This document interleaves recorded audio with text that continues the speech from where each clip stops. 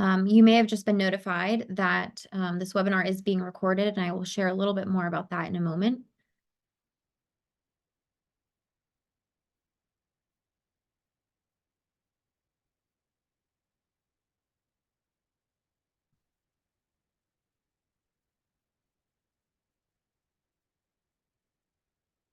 Alrighty, well, we are at noon, so I'm going to go ahead and get started. Thank you so much, everyone, for joining us. Your Hour with APA Virginia is generously sponsored by the Berkeley Group. We always appreciate their support. Today we will be hosting this collaboration, Secret to Successfully Attracting Data Center Investment, with Nick Blessing, Kevin Hughes, and moderating Allison Gilmore. We're super appreciative. We are greatly appreciative of their ability to be here with us and share their time with us this afternoon to discuss their side of the data center conversation that's been a hot topic in recent months. So as you can see, the CM credit number is listed here. I will also pop that in the chat momentarily. Let me advance this slide. I will also be sharing some helpful links in the chat box in the next couple of minutes, including to our APA Virginia website page, which is currently under construction. We're making some updates. So thank you for your patience if you see anything that might be out of place. So we really do encourage questions, but please submit your questions through the Q&A box. This will just help Allison keep track of all inquiries and myself. But at times you'll be asked to answer some open-ended questions from our speakers today. And in that case, feel free to use the chat box to engage. But otherwise, feel free to direct message me using the direct message option within the chat box if you have any logistical questions. And again, keep your eyes peeled on the chat box where I'll be sharing some helpful links, which will also include a link to our YouTube page where you'll be able to find this recording in days to come, along with all previous Your Hour webinar recordings. So I'm going to go ahead and stop sharing my screen and hand it over to Allison. But again, thank you so much for joining, everyone. And I think this will be a really informative and important webinar in sharing the other side of the data center conversation. So thank you so much. Great. Thanks so much, Jillian. Good afternoon, everyone. My name is Allison Gilmore. I am Vice President at the Data Center Coalition, which serves as the membership association for the data center industry. I want to thank the APA Virginia chapter, particularly Andrew Hopewell for the invitation and Jillian for helping to coordinate today's webinar. I'll talk a little bit about DCC and the industry, and then I'm going to ask our panelists to introduce themselves, and then we have a lot of topics we want to cover today. So first of all, the Data Center Coalition, we are a 501c6 trade association, and we are focused on empowering and championing the data center community through public policy advocacy, thought leadership, stakeholder outreach, and community engagement. I wanted to kick us off with some quick facts about the industry from a recent study that was conducted by global consulting firm PwC. I'm going to pull up my screen real quickly. Give me 1 second.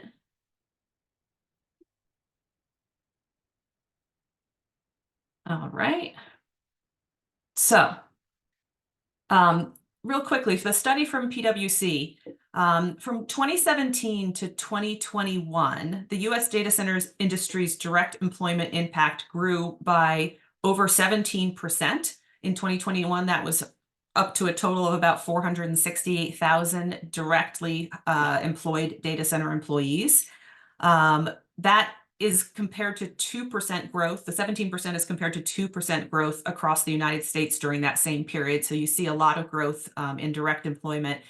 We also look at data that covers direct, indirect, and induced employment. So all of the companies that work with data centers and then the places where their employees shop, go to restaurants, things like that. The total direct, indirect, and induced employment in 2021 was 3.5 million jobs, and that's a 20% increase since 2017. We also look at the overall impact of the industry, and In 2021, the industry's impact on GDP was $486 billion, and that's an increase of 37% since 2017. And then we also talk about the taxes that are contributed by the industry and their partners and through the indirect and induced impacts. And we see that between 2017 and 2021, the industry contributed over $400 billion in taxes to state, local, and federal governments. Virginia is home to the world's largest data center market, and the industry invested more than $37 billion in Virginia over the last 2 years. That's more recent data. While this development has typically been concentrated in Northern Virginia, we've seen significant data center siting expansion in other regions of the Commonwealth, from the greater Fredericksburg region to Richmond, Hampton Roads, and Southern Virginia. So this is just Allison, yeah. Allison, real quick, I think your slides aren't showing. Oh my I think, goodness. So sorry. Thank you. I didn't There we hit that go. right button. So here are all I'm the good. statistics that I talked about. And then here's an example of some of the different data centers across Virginia. This is pulled from the Virginia Economic Development Partnership website. And this is probably about a year or two out of date. So the expansion should be even greater as we move forward in the future. And here's some other examples of the locations throughout Virginia where you'll find data centers.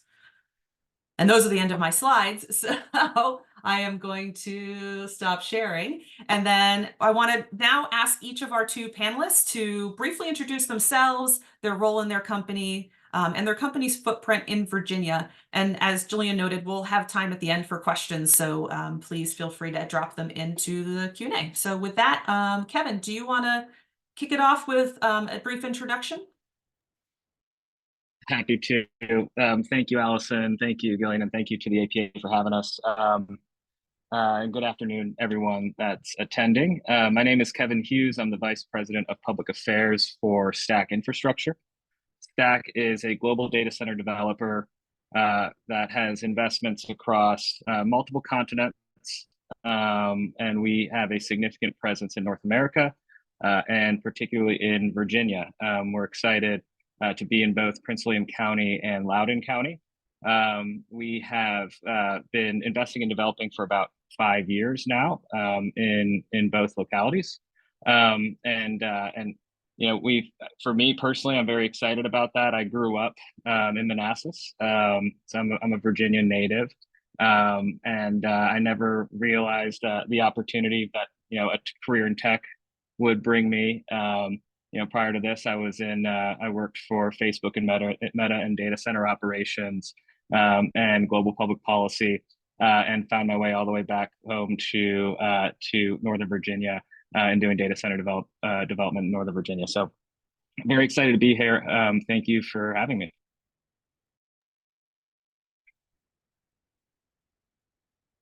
And I'm Nick Blessing, Director of Economic Development and Public Policy at QTS. Similar to Stack, QTS is an international developer of data centers across the globe. We currently have 36 operating campuses. North America, that spans 14 different states. In the Commonwealth alone, we're operating in 3 different counties, much like Stack and Kevin. We're in Prince William and Loudoun County, but we also have a very significant and expanding footprint in Henrico County. Interestingly, QTS started its journey very early in the Commonwealth and invested in Richmond, where we saw some additional investments from partners like Meta developing that campus, Virginia Beach, all the folks at the 757 corridor investing in subsea fibers, leading to a really interesting and flourishing ecosystem around the Henrico area.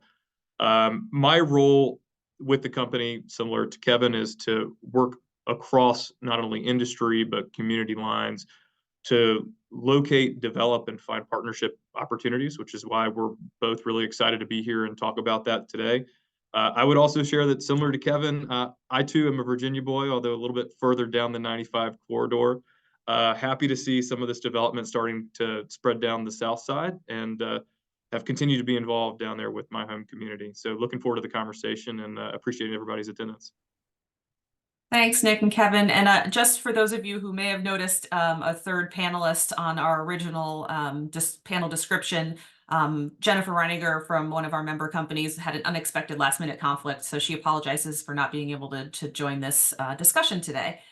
So thanks for the introductions. To kick us off, I want to ask Kevin to level set for everyone. What makes a data center a data center? And can you maybe describe the different business models that we will typically see in the industry?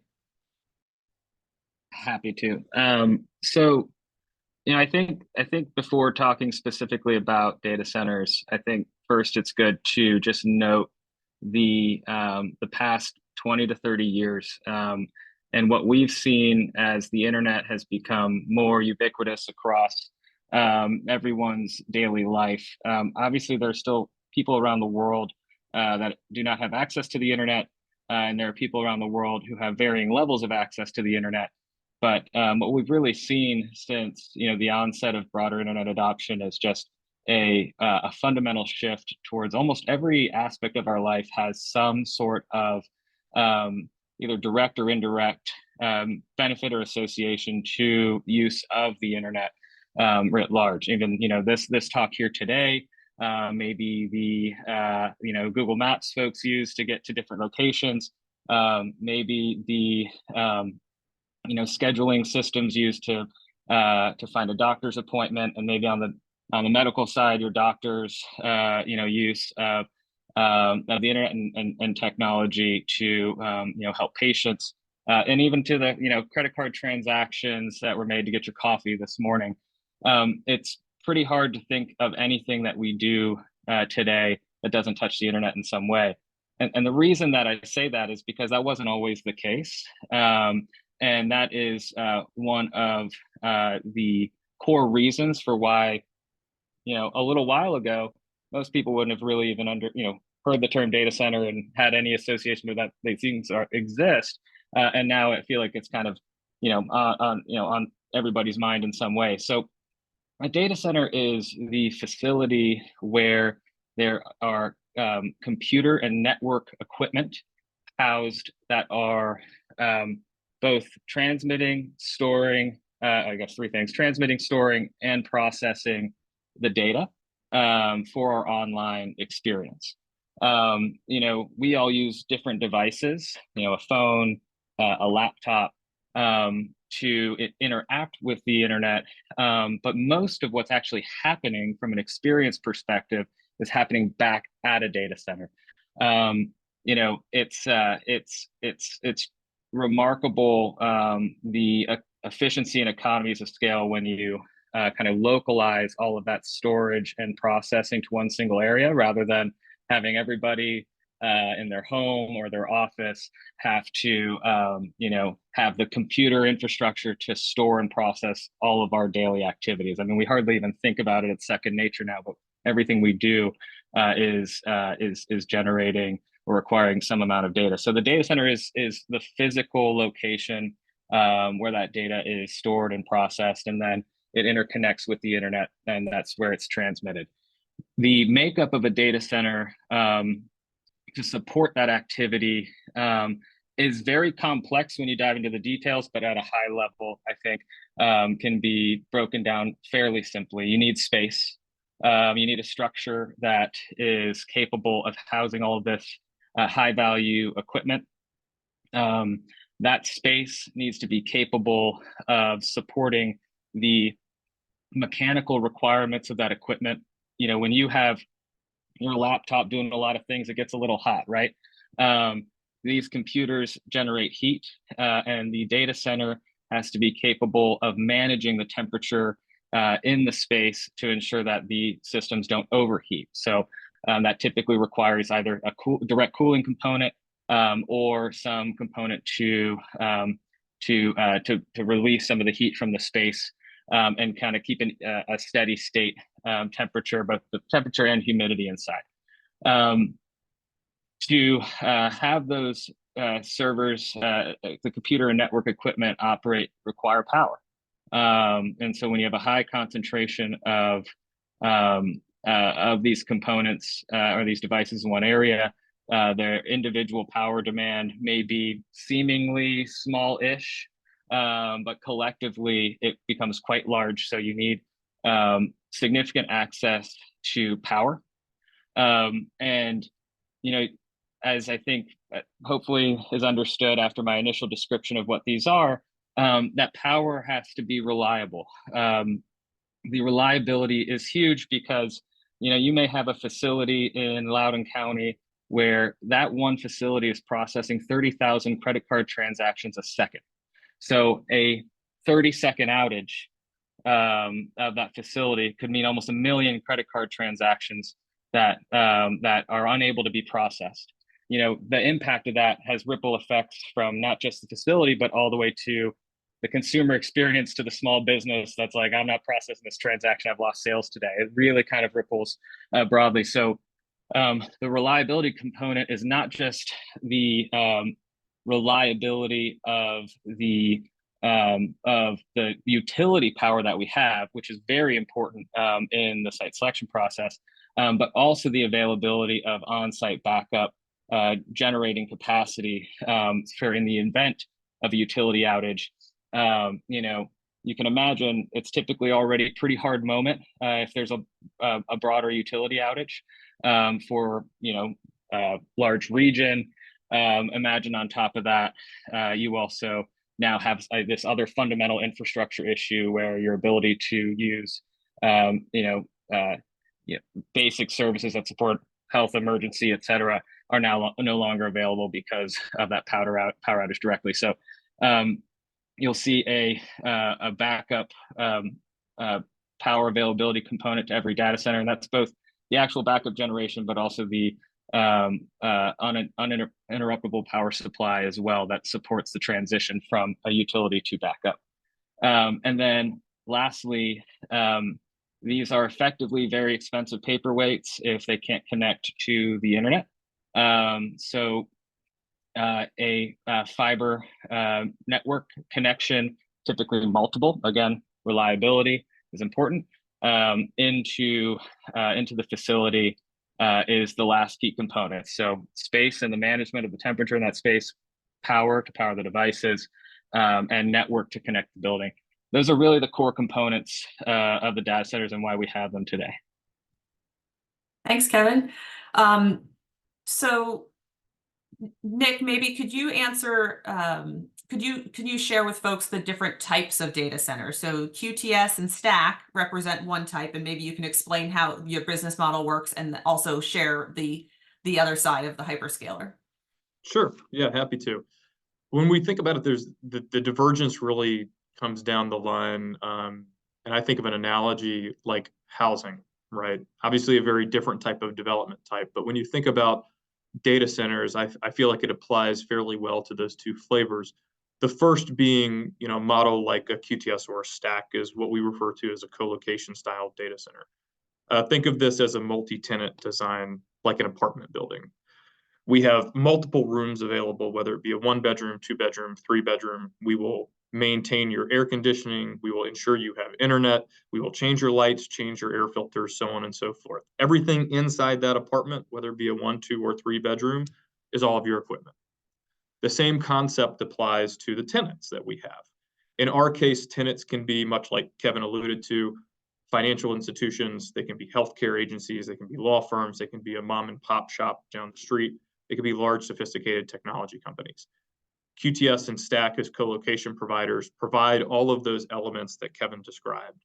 The resilient infrastructure, the multiple layers of connectivity and access to internet, resilient infrastructure, whether it be power or backup generation or cooling, or even for that matter, the physical redundancy and security components that are tied to the data center. As you can imagine, if we're processing credit card transactions, there's a real security element to that applies to our end users' business as well as the physical integrity of our equipment.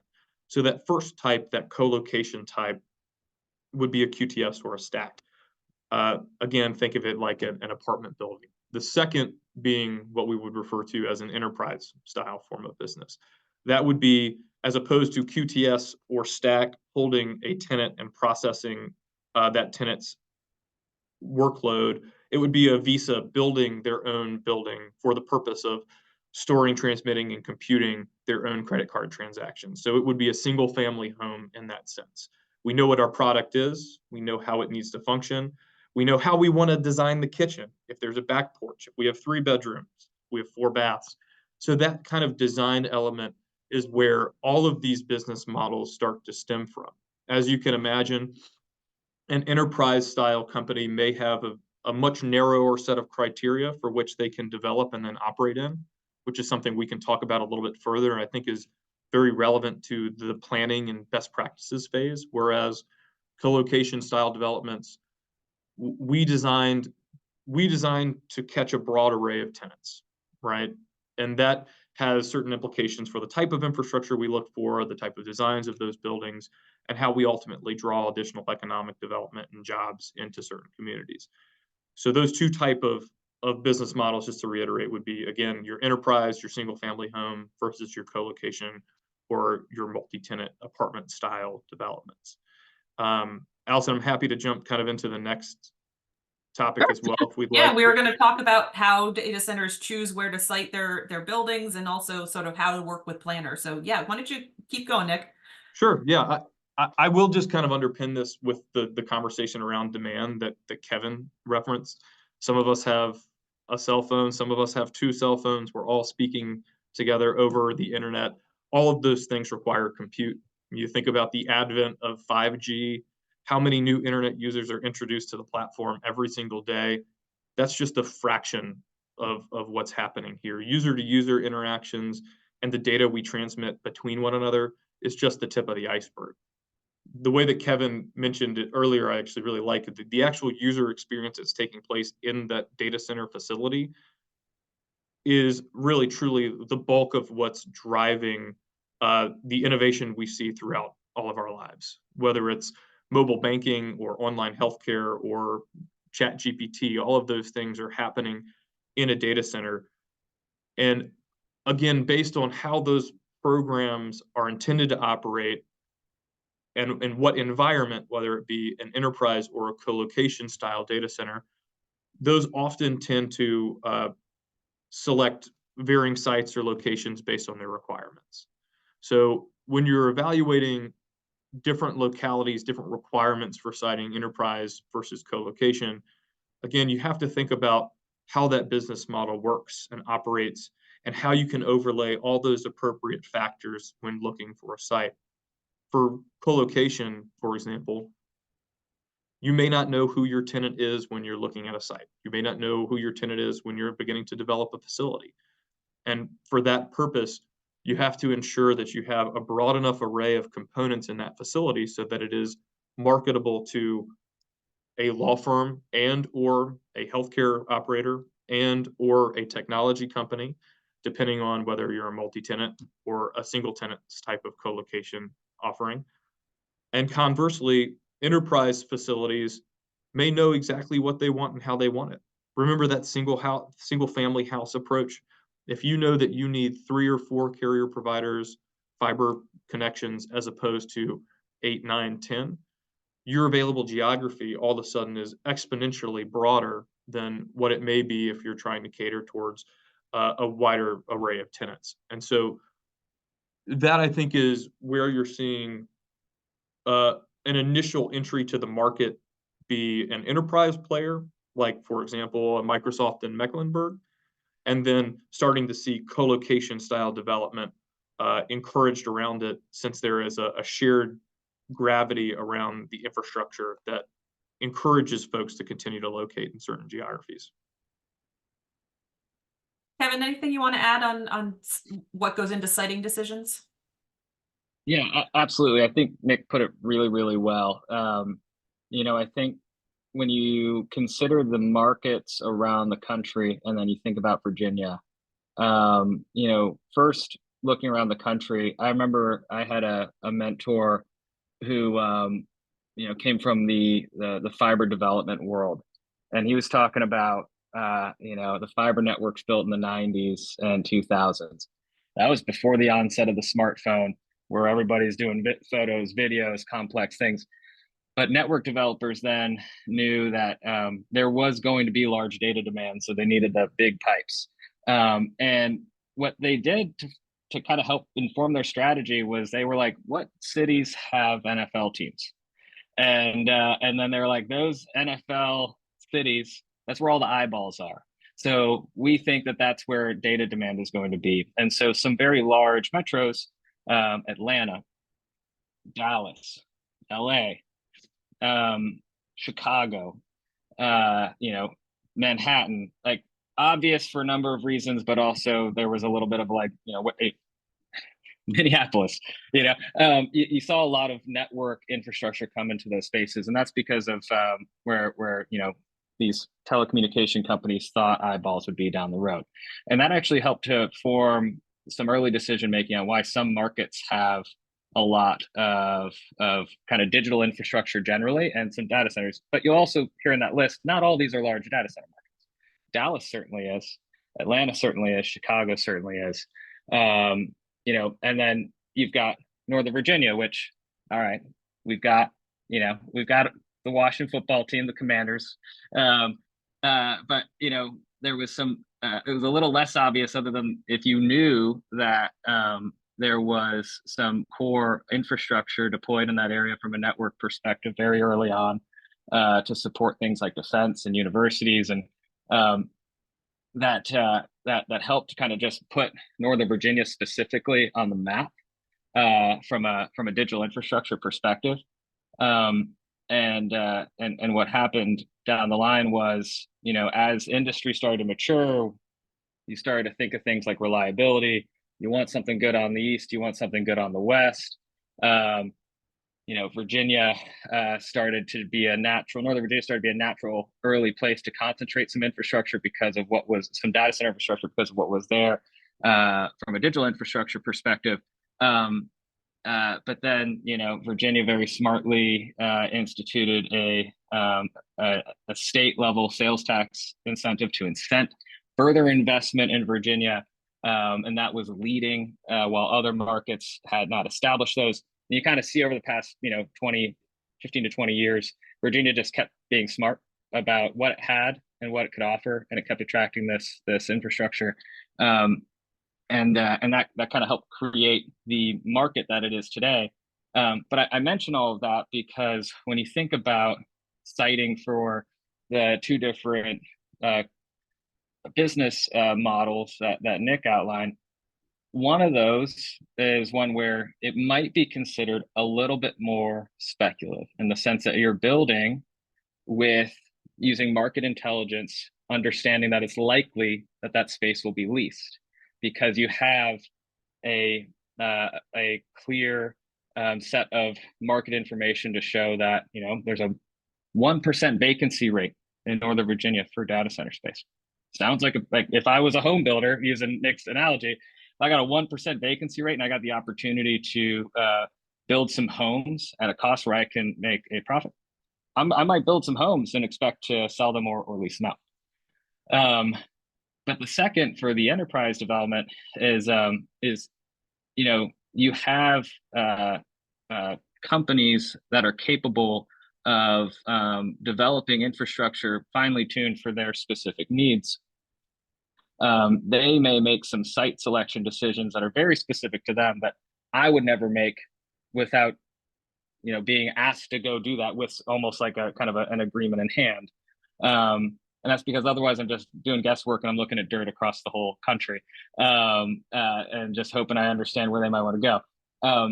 But that's why a market like a Mecklenburg that was referenced, and Henrico, and I think with QTS being there, it's a great example. You can have some technology companies that are first movers, and they help to create a market as a result because what they've signaled is that it fit for their business. And if it fit for their business, then that means either it might fit for their competitor's business, but it also will likely require some continued growth on their side. And maybe that's actually a good, smart business opportunity from a site selection perspective for a company like Stack or for QTS. So you just want to kind of add that on as we think about market growth generally, but in Virginia, and also really the top of the funnel from a site selection perspective, which is just like where on a map should we consider looking that next step further to see if there's some potential development opportunities. And that's on top of some of the basic stuff that you already mentioned, Kevin, like access to fiber, access to reliable power, and more renewable energy based power. Correct, correct. And let me just touch on that because I think, yeah, that's second click, and then I'll pass it to Nick. He can add on as well. So once we're past the where at the highest level, there is a multitude of different categories of, we'll call it scoring, but inputs, to help you further down select first if you want to be in that market, and then second what the market has. Going back to the core elements of a data center: power, network, space, keeping it simple again. On the power side, we evaluate a number of things.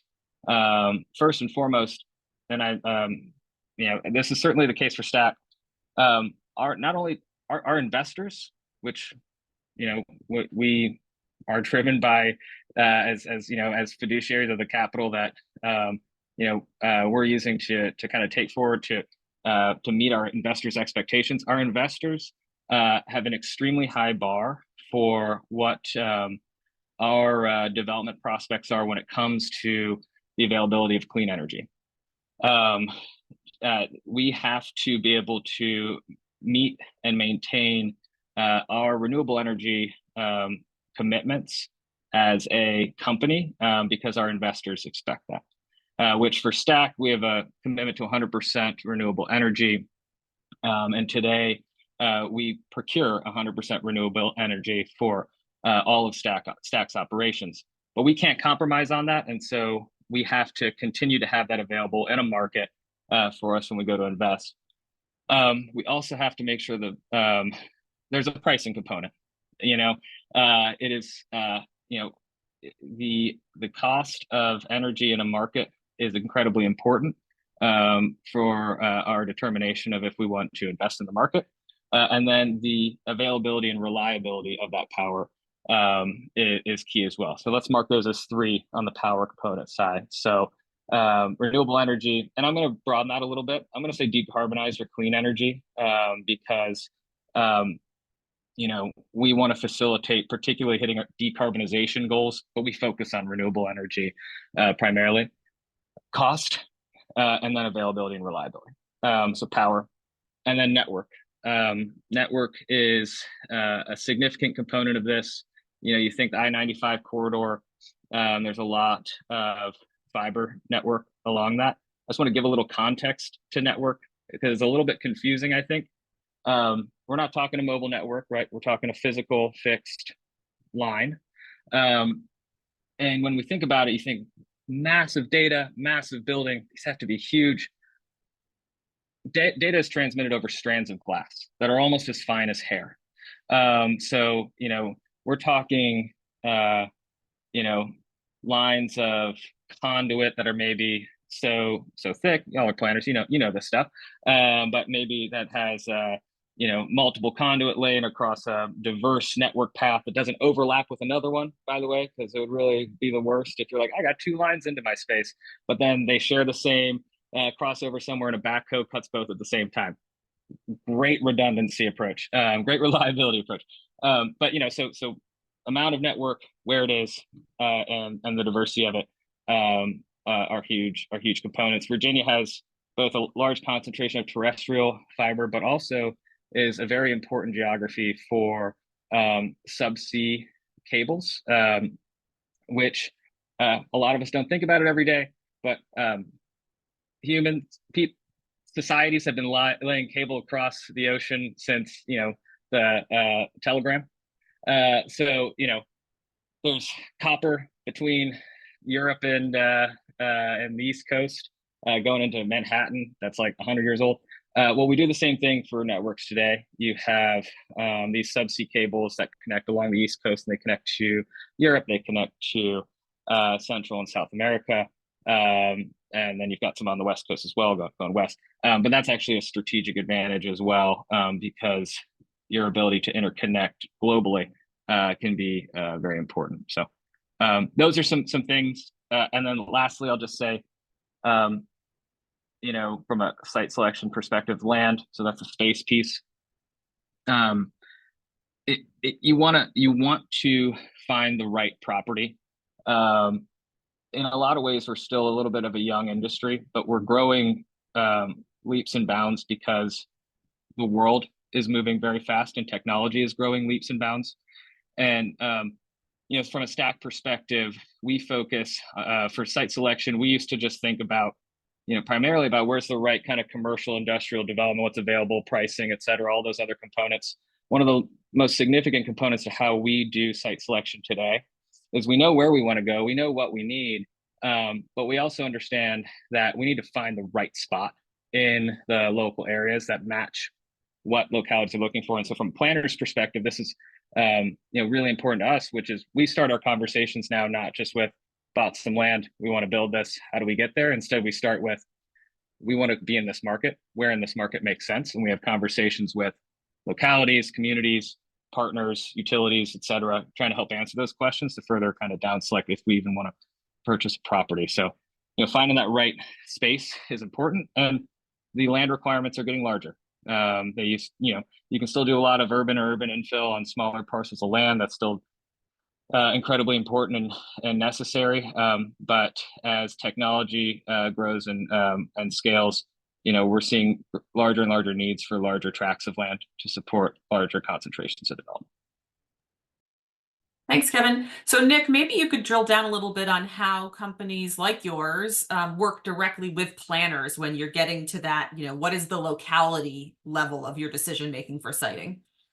Sure, I think it's a great piece, and I think it's also good that we've at least talked about the context of how the business models operate, right? So Kevin talks about coming in and understanding a community, and not only the elements of what we're looking for and what those requirements may be from an operator perspective, but also that community element. I think that's really important. And as planners and in the planning community, there's obviously a project by project basis, but those long-term strategic planning objectives, whether it's quite literally in a strategic plan, or you're going and looking at a 2040 or further strategic initiative where you're looking at investing as a community and guiding development through those courses, that's really important context for a developer, owner, operator to have, particularly when you couple that with the business model. So you think about, again, the divergence between co-location and hyperscale.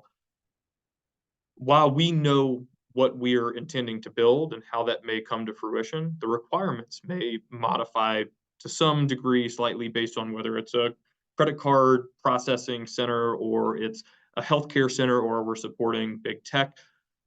That may require small, modest modifications in design from time to time as technology or requirements modify. And Allison, the title of your initial slide, the secret sauce is collaboration. That's the truth, right? Is not only having those initial open and honest conversations to understand community needs and direction on the front end, but also to have ongoing, consistent communications with staff across the Commonwealth so that we understand as projects, technology, customers, and communities all change, that we're changing with it and being responsive. Everywhere we look across North America, I like to say that every community and every project is different. You have to treat it that way. And until you're really truly ingrained in that community or that planning process, you don't have the on-the-ground experience and contextual knowledge to do it. And that's why I think that collaboration is so critical, right? And having pre-app meetings or consistent recurring communications around design components or intent or development or aesthetics on a campus development or a single building is really critical, not only to the long-term success and reputability of an operator in a community, but also the short-term success of delivering a project, right? The other piece of this that's really important to Kevin and myself is as we're going and developing facilities or campuses, we're doing that because we're intending to lease it. And our ability to communicate and collaborate and ensure we're aligned on expectations is critical to our ability to deliver not only a world-class development for the community, but also a real-life product to a customer. Our business models quite literally depend on our ability to coordinate and collaborate and ensure that we're adopting those local components to our facilities and campuses. And Nick, could you also talk a little bit about the importance of when you're working directly with planning staff at maybe like a county level, the importance of speed versus thoroughness when it gets time for applications, things like that? That's right. I'm probably going to mess it up now that I'm thinking about it, but there's a saying in the military that slow is smooth and smooth is fast, right? That is the mantra when thinking about development and delivery.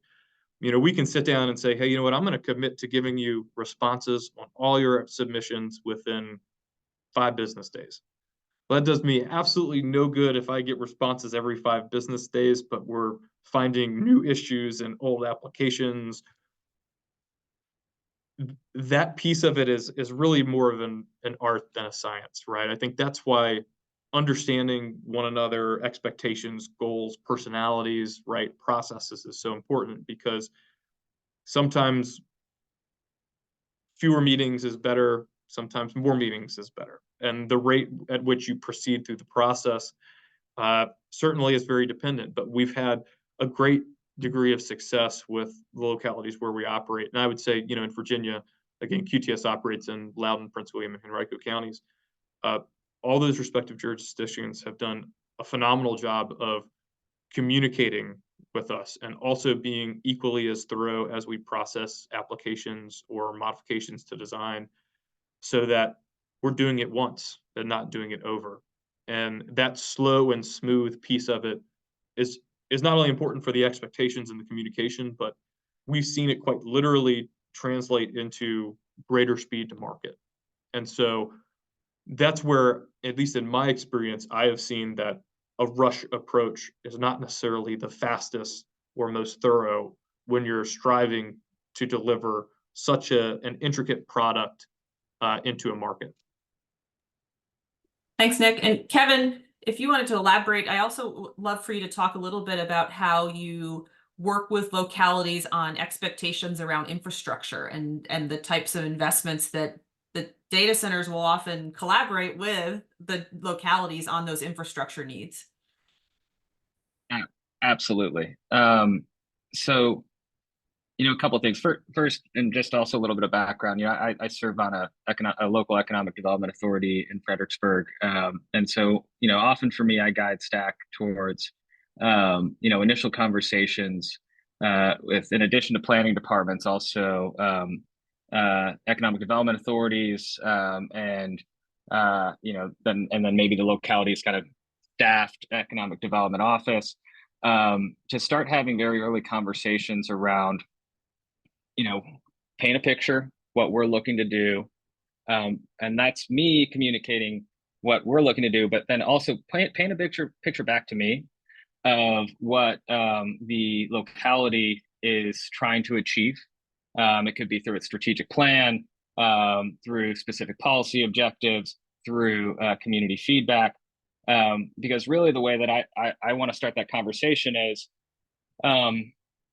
I want to make this investment here, but every locality is different. And so I need to understand, you, like, what are you trying to accomplish? What are you trying to do? And where can we find the complementary opportunities around it? So, let's talk infrastructure for one. Infrastructure is expensive. And, localities pay for it, or maybe the state pays for it in a variety of different ways. Well, if I'm bringing a large new development into an area that may require some specific infrastructure upgrades to support it outright, I want to also hear about, okay, look, most folks have heard like a dig once policy, right?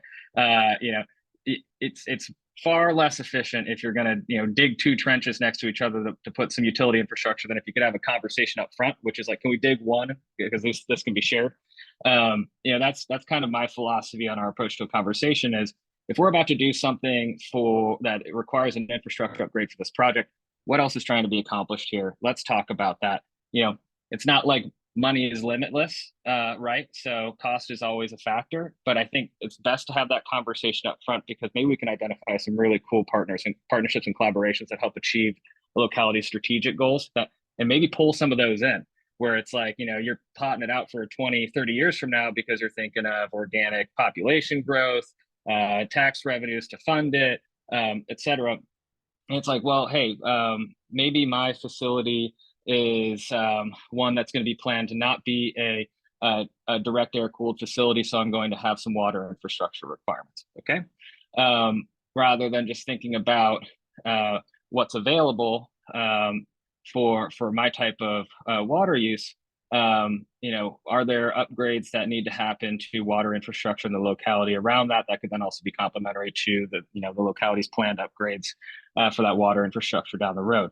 Is the locality interested in finding a way to kind of find new water resources through, let's say, putting together a reuse water system to support commercial and industrial use, non-potable use, so that then potable water that's maybe being used today for some of those uses from, car washes, I don't know, other things, like now you've got a system where you can offer businesses, mine as part of that, because I am a big proponent of a reuse water system if I'm going to use water, but also others that come in. So you've now got a little more flexibility from an infrastructure perspective on what you can plan and offer to continued commercial or industrial development, while also then, being able to purpose not, your potable water supplies to other ends. I want to have that conversation, and I want to hear what the goals are. One of the things that we as an industry are, one of our value props is that because we have such high value equipment in our facilities, the local tax revenues are almost unparalleled to any other industry that you can bring, particularly from a cost to the locality for supporting the development plus revenues from the development. And Allison, you have to correct me if wrong, or Nick, but I think in Loudoun County, it's for every dollar spent to support data centers, it's like $17 in revenue. Fact check me. 13 or 14, I think. But 13 yeah. or 14. Okay. Of course, I was going to go over, not under. But still, 13. Let's say 13, 14. That can be immensely helpful for a number of things that the locality may be prioritizing. It could be going to school investment. It could be going to other priorities.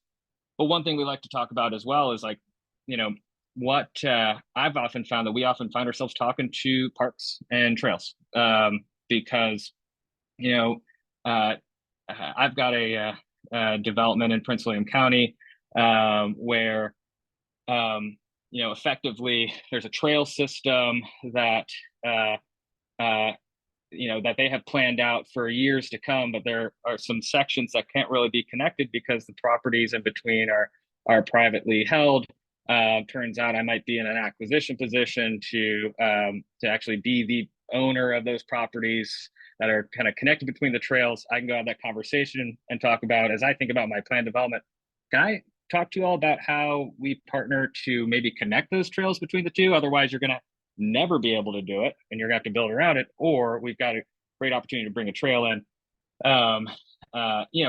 Things like that are huge from my perspective, because more often than not, it turns out that if we're just having that conversation really early, the opportunity for those things are far greater than if we're down the road and we've baked all the plans and then realize it then. So I just thought I'd kind of add that on there from a planning and engagement perspective. And so I don't know. I'll stop because I see we're getting close to time, so I could talk. Yeah, we are. We have a couple more topics we wanted to touch on before we go to some of the questions. Nick, maybe you can talk a little bit more about some of the benefits that you and other data centers have brought to communities where you decide to build and operate. Kevin already mentioned sort of like the conversations about infrastructure and trails, but what other things do you see the industry bringing to the table when it comes to community benefits? Sure, I'll try and be brief. I do think I want to circle back on two of those topics. So whether it's trails or other aspects of projects, whether it be land dedications or park development or what have you. It's absolutely right. And that's not something you can really truly understand or appreciate until you have those conversations with staff. I would say, though, that the other interesting piece of the shared infrastructure component is, you know, bringing in additional utility or fiber can also benefit the broader community from not only a resilience, but a distribution perspective. So you think about the electrification of the grid to support EVs or battery charging stations. It leverages infrastructure that oftentimes data centers will subsidize, right? And in Virginia, development paying for development is a beautiful benefit of this. And so I think the other interesting piece to that is when you think about mid or last mile fiber, right? Data centers aren't necessarily going to provide last mile fiber, but if we're digging trenches and pulling pipes, there's a unique opportunity to help connect different parts of the Commonwealth. And I think that's the interesting piece that I always come back to is the concept of gravity, right? The gravity of not only data, but of data centers and these campuses when they operate. You know, transparently, I didn't go to school to learn about data centers, and a lot of people still don't today. I will give all credit to Stack and Kevin and folks over there that really helped to stand up a unique program in Virginia that has really started to proliferate across North America. Northern Virginia Community College has a data center operations program that Stack was instrumental in helping to construct. And you know, seeing that the industry has done a tremendous job coalescing around that workforce development piece. So the community college system is starting to see a real career pathway, which is what I think is a true benefit to this. You know, growing up in Southside Virginia, my options were, you know, let's go to college, or maybe I go through career and technical. And my mom was an educator in Prince Edward County. She ran career and technical education there. And had this been an option for me, I probably would have gone through and looked to be a data center operator. Since a lot of those programs haven't quite made their way into CET programs quite yet, the data center industry has taken it upon themselves to provide career pathways, but also provide training and onboarding exercises. QTS has a program called the Data Center Academy, where we go out and recruit high school seniors, juniors, provide them with internship opportunities, trainings, and then jobs at the end of the day. We actually did our first cohort this past year in Prince William. We had 40 kids come in that we did tours, education, paid for their trainings, paid for them to get certificates, even if they don't come and work for us. And we've actually hired on the first group of those kids to come in and work in our facility. So that workforce development piece, I think, is really critical. And that not only extends to data center operators, but to our tenants and to our fit out vendors and partners in the contracting community. And that's where we see this ecosystem start to develop around the data center. You have these concentric circles where you start onboarding and getting context-specific knowledge that's highly transferable. I will tell you, here in the building I'm sitting in, I was talking to one of our security officers 2 years ago, Mike. Well, Mike was taking classes while he was on shift here. And all of a sudden, Mike disappeared for 2 or 3 weeks and came back. And Mike had a different colored badge.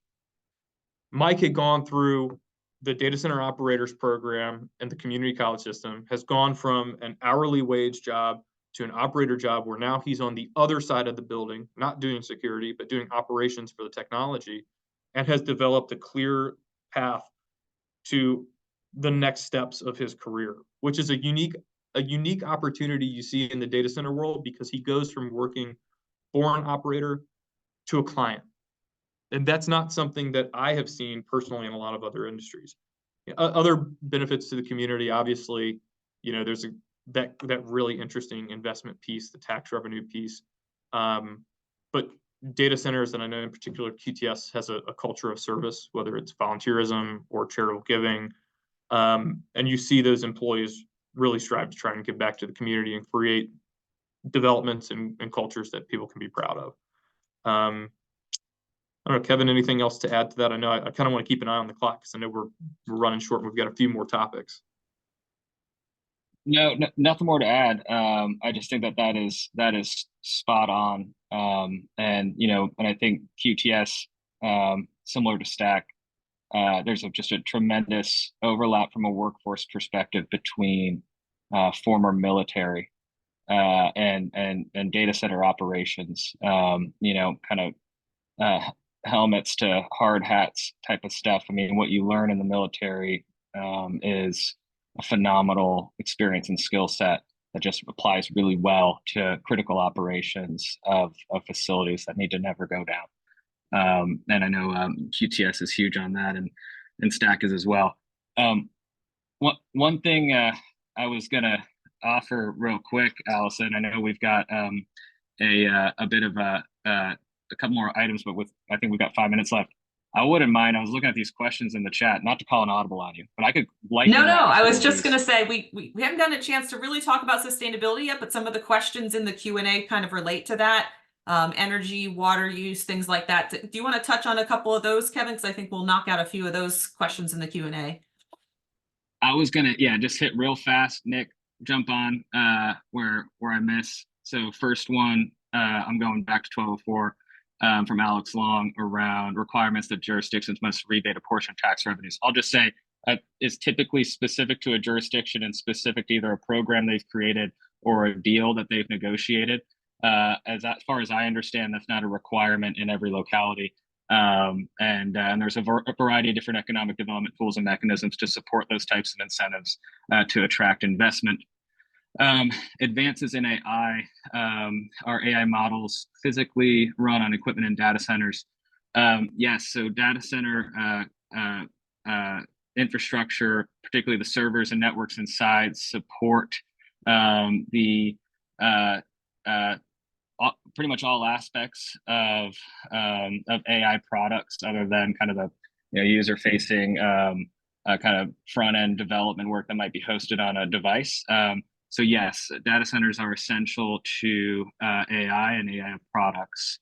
Kevin, before we move on quickly, I would just also say, while at the time of a phenomenal piece of branding, the cloud, the nomenclature of the cloud is perhaps a little misleading. So when you think about all of these technologies, they do have to live on physical infrastructure, and they do transmit to one another over physical infrastructure. So it's not necessarily, one cell phone to another cell phone. And when you're saving something in the cloud, Google Drive, all of those things, that lives in a physical facility with compute and transmit needs. And that is the ubiquity of data centers. Sorry, keep rolling. Nope. Super important. No, that's great. What are some of the technological advances in construction and operation of data centers recently developed or being developed, which are leading to reductions to noise, power, and water concerns? I mean, I think first and foremost, and it's not a technical answer, it's actually more on the site selection and kind of what we spoke about today. First is, you can engineer your way out of any problem, but sometimes you can actually just first identify, are there any opportunities to remove a risk that you're trying to engineer around? So I'll say that's one kind of important thing that I think industry writ large is putting more and more into the forefront of what they're doing.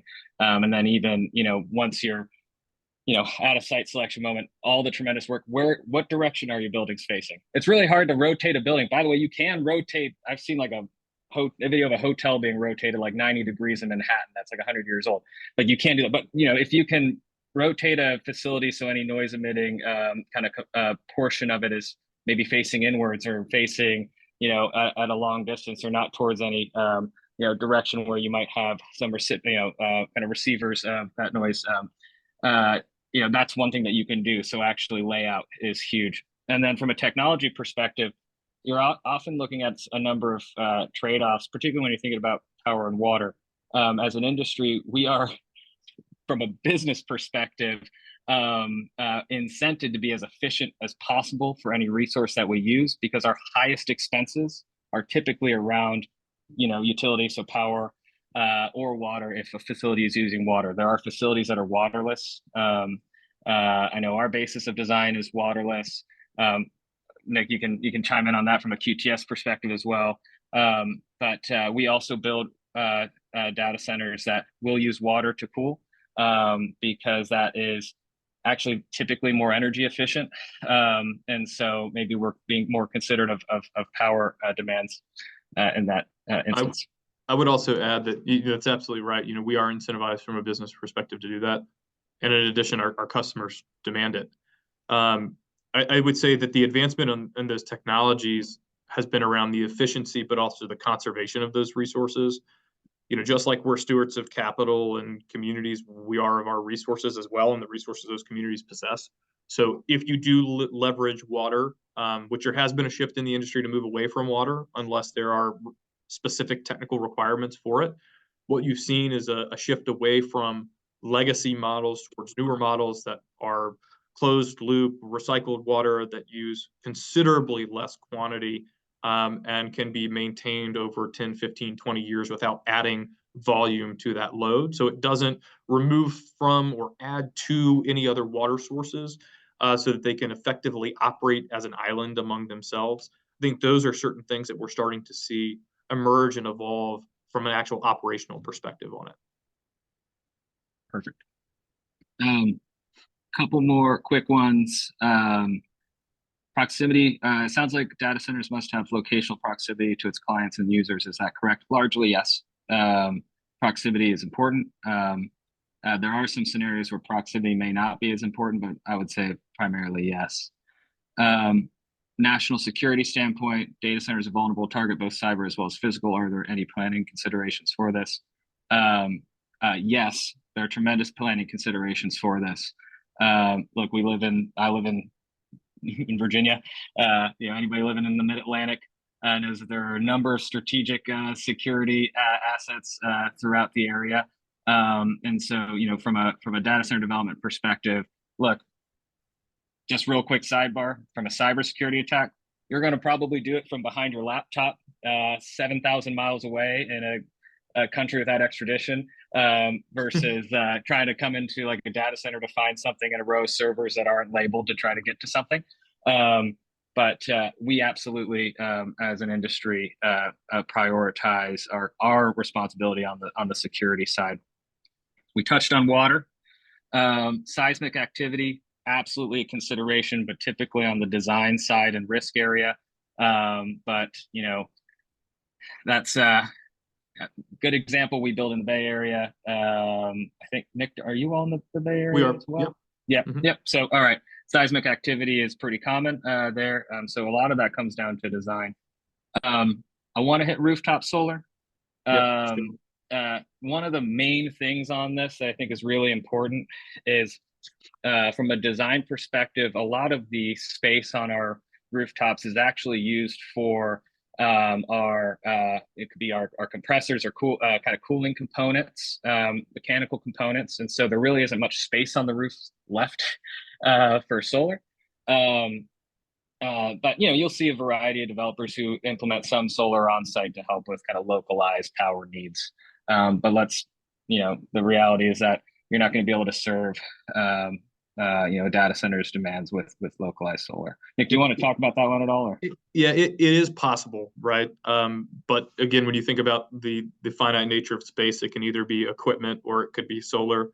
So in the design and planning process, at least what I've started to see is, there's a tendency and a desire to shrink the footprint kind of mechanical or equipment yards and include on rooftops so you can screen and buffer and contain. And so there are a number of different trade-offs. While solar is possible, roofs probably aren't the best application of solar.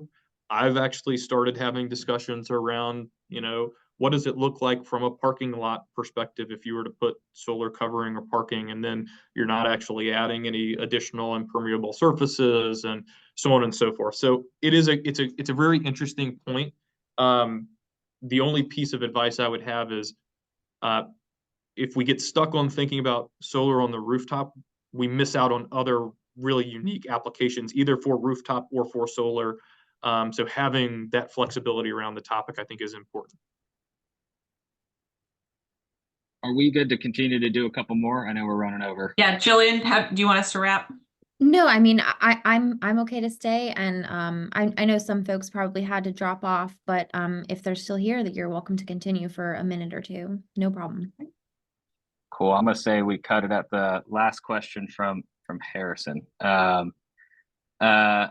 slide showed a lot of data centers in urban areas. Our urban area needs satisfied, and the challenge is how to satisfy new suburban exurban areas. I would say not satisfied. You'll see continued urban infill and exurban development, as you've got a wide array of demands driving these needs. So, you know, everything from you know, in cities, say Chicago proper, to deeply rural. You know, you'll continue to see demand. Is the industry, and if so, how is it partnering with localities and utilities on infrastructure upgrades, specifically transmission corridors, whether it's creation of new lines and reconductoring, on-site battery storage, move away from diesel generators, expanding supporting opportunities for community and distributed scale, renewable green energy? Huge question. Some things we can be helpful with because they're within our scope.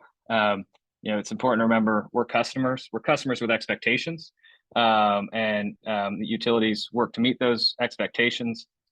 When it comes to large utility infrastructure, let's say like transmission corridors, that's really not something that we have much to say around in my experience. But you know, from a site selection perspective, in understanding where existing or planned infrastructure upgrades are already in place is actually pretty helpful, and I think something that we consult with the utilities on. From a backup perspective, we are some of the driving force around some of the research and development in alternative options for scaled backup on site. You know, battery storage technology just really isn't quite where it needs to be today, but we're very excited for it. And you're seeing some trials and test deployments in some markets to help with some demand. But again, going all the way back to the beginning of the conversation around the kind of essential nature of this infrastructure being up, we need to make sure that the technology being deployed can meet the reliability demands that we have. But certainly something that a number of members of industry are both investing in research and development around, and kind of looking to kind of help the proliferation and availability of them. Expanding supporting opportunities for community and distributed scale renewable green energy. You know, I think that's certainly something that I've seen come up, but I haven't necessarily gotten involved in. I don't know, Nick, if you've got any comment on that. No, it's definitely something that, you know, I think we're all evaluating respectively as companies as what are the ways that we can, you know, give back and contribute to generation opportunities in a variety of different forms, whether it be on-site SMRs, you know, green utility scale projects, things of that nature. I think that's probably where we're going to continue to see a lot of attention and priority from the industry. It's a conversation that's obviously evolving and has a lot of variation between companies and industries and markets. But it's a great question. And, you know, I know that's probably not a super fulfilling answer, but I think it's one that's going to continue to see a lot of attention, and one that's really starting to get very intentional across the industry. Last quick two, how is industry addressing concerns about large amounts of water usage and also concerns about noise? I can say on the water side, first, we touched on, I think, what might be some of the most important, which are around evaluating trade-offs between, you know, what resources are available and what resources you need to meet a site, whether it's power or water, and the design and facility that you deploy. You may not always have the ability as a developer to dictate their, you know, sometimes client requirements that are specific to a type of cooling.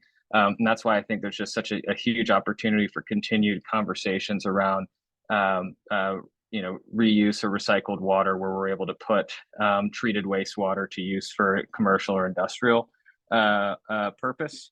And then again, from a noise perspective, I mean, look, I think first design, placement, et cetera, is a piece of this.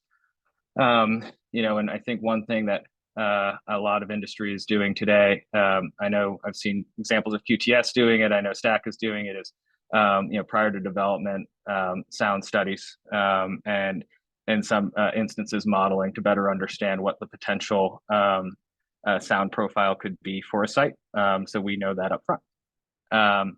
Nick, did you want to add anything on that? Yeah, you're absolutely right. I mean, I think the logical and logistical components of it, there's a lot to be done, from building orientation to equipment orientation, as well as, what are your operational windows for testing on equipment? Is your equipment encased? Is there a retaining wall around the mechanical yard? Is the mechanical yard interior? What's your setback, buffering, intervening vegetation like on site? And so when you start thinking about it, there are additional incremental layers throughout that development that already can act as mitigation. And Kevin, the other piece that you mentioned, both QTS and Stack starting to do the analysis beforehand and then the monitoring throughout the life cycle was also important. I think between those logical, logistical, and then confirmation-based measurements, I think there's a lot that's already happening that we're going to see play out with the advent of additional technologies, right? Understanding that the way that we're looking at and investing in these facilities are always new technologies, new strategies, but I think we have a robust toolkit that we can choose from today that we're already implementing. Love it. Last one, how flexible are data centers regarding updates to infrastructure and best practice? I'm assuming that's coming from updates on the locality side, is the thinking. I mean, but it could also just be writ large. I can say from a Stack perspective, we're constantly updating, improving our best practices, our designs, our infrastructure needs. Flexibility, though, in my mind, also thinks probably post-development. That can be quite difficult unless you're going through a large kind of retrofit stage. I will say, and this is, I think, a very important point I want to leave with planners. We have a data center that we acquired in Loudoun County that was originally AOL's first enterprise data center. This thing is actually probably getting close to people the Smithsonian want to write about the importance of this and internet history. That was built in about 25 years ago. It's not built to how today's data centers are built. When we acquired it, we retrofit it. We tripled the amount of capacity for the site itself, and we brought it up to par to today's modern data centers. And so I mentioned that because the staying power of these investments is incredibly important. I get asked all the time, are these just going to be empty in 20 years? And my response is, I have a 25-year-old data center that I put a lot of money in to make sure it's good for another 20 to 25. So, look, nobody can ever commit to permanence for 1,000 years. I don't know what the future looks like, but when it comes to from a planning perspective, when you already have some certainty around 20 to 25, and you've got examples of, the doubling down on that, it's as much data and as telling as I can bring forward to say that there's a lot of staying power around this. That's absolutely right, Kevin. When we first made our investment in Henrico County, we took over the old Humanda semiconductor fab, and that's been 12, 13, 14 years that we had gone through retrofit, upgrade, and that facility will not only has its second intended life, but there's also probably a third from our use perspective. We're already looking at how we develop and augment that site to increase its modernization and efficiency to be around for that next 10, 15, 20-year stretch.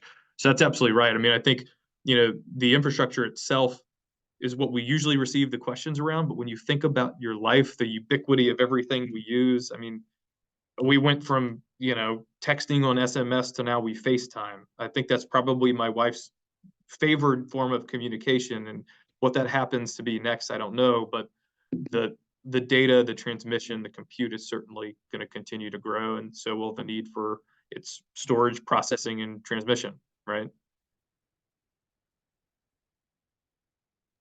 Back over to you, Jillian. Sorry for going over, but thanks for Kevin an hour is a short amount of time to cover a topic with such a wide breadth of information. So I'm really grateful to the three of you for doing your best to cover everything that you had to cover, including all the questions and doing your best to get to all the questions. We really appreciate that. And I think it emphasizes the importance of the communication element of this topic. So thank you all so very much. And thank you to our attendees who were able to hang on for a few more minutes. We will be sending out a follow-up email to all attendees, which will include the link to the recording and the couple of slides that Allison had up at the beginning. And if you didn't get a chance to ask a question, or if you think of something in the coming days, I know that our speakers are willing to share their email addresses with you if you have anything that comes to mind after this webinar. But thank you everyone for joining, and I appreciate everyone's time. Thanks very for having us. much. Thanks, everyone.